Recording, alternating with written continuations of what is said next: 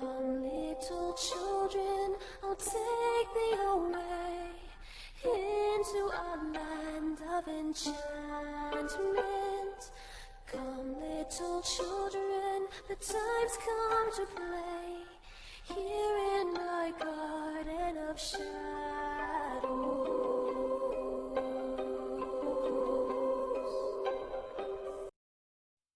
Hello, I'm Runya, aka Media Adaptation. And I'm Ada. And welcome you back to Moderation, where all media is fair game. And if you'd like to give feedback, then feel free to leave a comment or hit up our Discord channel. Link will be down in the description below. And it's time once again for us to talk about the supposedly lost day style anime, Go for a Punch, aka Saki Sanobashi, where we cover any new developments on the Discord and Reddit channels, and then cover some older anime and manga. And as you can tell, we've had to go back to using our old template until we get everything set up for the new system. So let's head over to the Discord, which in the past few weeks has been more lively than I've seen it in a while. We have people still looking into the dark anime sites, slowly weeding through them one at a time. I believe someone posted a theory about the Russian sites that required a credit card to access, and how it could be an attempt by that country to keep it legal as they are still technically selling anime as a product. Someone also brought up this old image. They've asked around, but no one knows the origins of it. I ran through a few reverse image sites, but found nothing. I hit it with my translator, and it says, "Do you remember the future dream?" Or it could also mean the special dream. Something else very interesting to note was this post that was made a while back, in Spanish from Hispanic-chan, where a boy explained why he was afraid of anime. And one of the ones they posted is quite similar to Go for a Punch, basically saying that there was a girl with white hair stabbing the head of another girl against the wall. Sadly, the date on this post was cut off, but the account said it took place in 2009. If anyone knows any information of where to find the full post on this, or just anything else about it in general, feel free to share it down below. And yes, I did run through a reverse image search, but again, found nothing.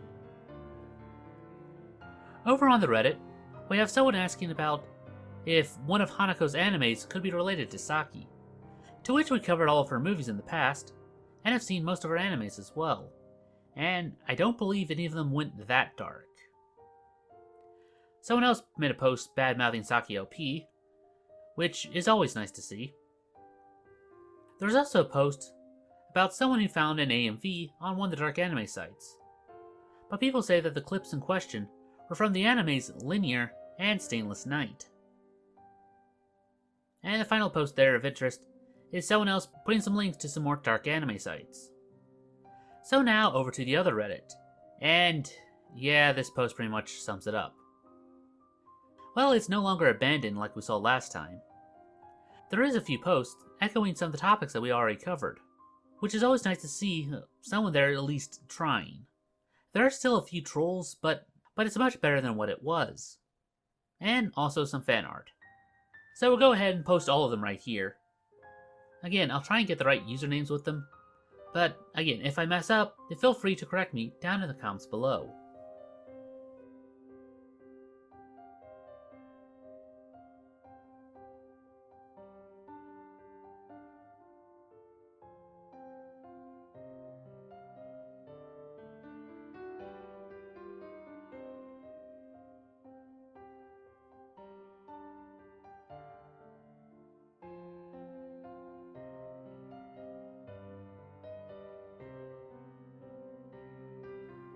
And as for our anime this week, we've been asked to take a look at 1991's Mermaid's Forest. First the two OVAs, which then got made into a series, based on the manga of the same name.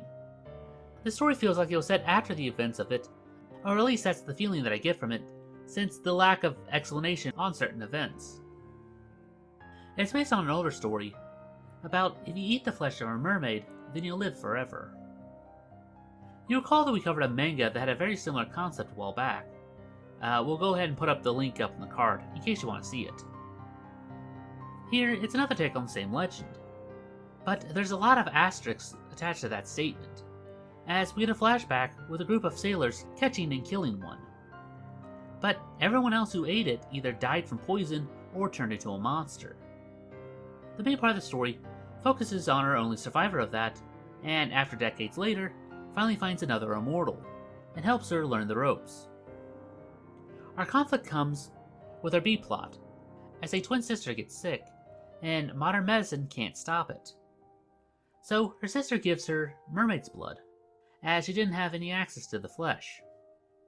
And the process gave her eternal youth, but at the cost of her arm turning monstrous and still feeling the pains of her illness. She then dedicates her life to try and find the flesh, to seemingly complete the process. She's been using arms of dead girls to help slow the infection, but one day finds her a girl, and plans to use her, but it was just a trick to force her now older sister to reveal the location of where she got the blood, which is from a mermaid that their uncle trapped years ago. She wanted to force her sister to eat it as punishment for poisoning her, and using the blood to see if it was safe for her to drink. She wanted to make her live forever in her elderly state, but she then died of a heart attack. She claims that her hatred was all that she had, and then decided to burn everything as they stayed and died in the fire. Again, not much is explained, so it feels like you need to at least know something about the story going in on this. But anyway, onto our adult animation for this time. We have Miyuki-chan SOS for 1989, also known as Sexy Anime Rena #1, which we covered one of the other ones of this a while back, where 80% of the runtime is just some live action stuff. You know, when someone tells you that most of the story is about a high school girl staying home all day playing with her pussy, you probably expect something else.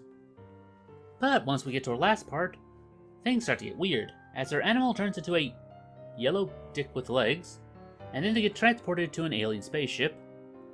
She then gets attacked by a lizard monster with 2 wings, and then another ship crashes into them, driven by her dad, cosplaying as Captain Harlock. Her mom is just chilling in a sex dungeon in the back. But then the alien ship crashes into them and launches a full-scale invasion. Our girl gets some power armor and does a nice job of holding off their leader until he turns into a giant snake monster and eats her blade, and then shredding her armor with the fragments. Left with no other choice, her dad drinks a potion and turns him into a muscle-bound berserker. Oh, this is what that scene from Sailor and the Seven Balls 2 was referencing. He goes on a rampage, beats up the army, and tears their leader into several pieces. But since he's still berserk, the only way to calm him down is for his daughter to... And we're just gonna end the story right there. I don't really think this is the same art style as the other ones that we watched. So I think they just took footage from different anime and sliced it together and added the live action segments to try and pad out the runtime. But anyway, let's end our video with another look at the works of artist Shinmu. Again, we're left with only the stuff that wasn't translated over, and again, this isn't my forte, but I'll try my best. And our first one is called The Story of a Gentle Person. A girl stands at the edge of a roof, nervously looking down at the ground below, and then a girl with long black hair walks over to her and asks if she's okay. Not getting a reply, she asks if you are planning to fly too. If then there's no reason to be scared. At first the girl is shocked by this, but then takes her hand and smiles. Then, when we fly, we'll fly together, as they tighten their grasp. But then, there's only her standing on the roof, looking down and laughing to herself. Oh, how kind of a person I am. You freaky sadistic bastard. Well, looks like we don't have to worry about any nice endings anymore, but anyway, on to the other one. And it's called The Story of the Sister Next Door. She lives next door to Ruya. They're not actually related, but she acts like a big sister to her. She spends a lot of time over there, playing games, helping with homework, and even sneaking her some snacks. She's the ideal older sister. Until one morning. She got up early and saw her covered in blood, holding something in a bag. But she was still cheery as ever, and still dispensed with the usual pleasantries. She asked if she was going to school, but she said she had other things that she needed to do. After that day, she never saw her like that again. But it was something that she remembered every time that she looked at her face. Again, there's a lot of these mangas to go through, and I think that some of them actually overlap with our other stories. I think I saw one of them that had a girl with the oddly shaped mouth. So I can't wait to learn more about this world of theirs. But that'll have to wait for another time.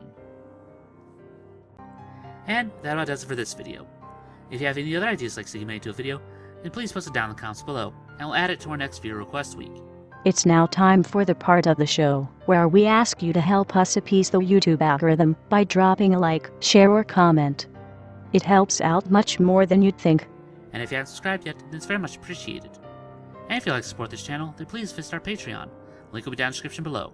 Even if you can't give a lot, every little bit helps. We also have a Let's Play channel where we play different horror games, or just whatever he feels like sometimes. The link to it is also in the description. And I guess I'll see you in the next one. Anyway, I'm Runya. And I'm Ada. Remind you to take life in moderation.